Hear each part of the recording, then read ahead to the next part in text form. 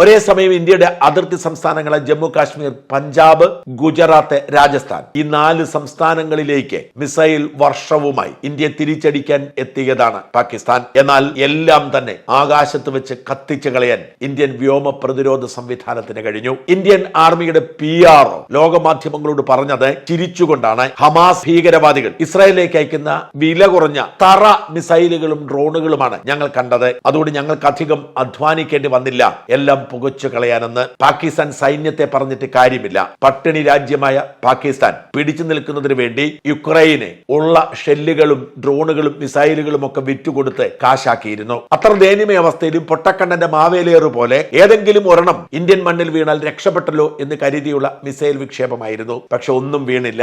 കാരണം റഷ്യയുടെ കരുത്തുറ്റ S-400 എന്ന മിസൈൽ പ്രതിരോധ സംവിധാനം മാത്രമല്ല, integrated counter unmanned aerial systems ഗ്രിഡും ഇന്ത്യയുടെ പ്രതിരോധം ഉണർത്തി.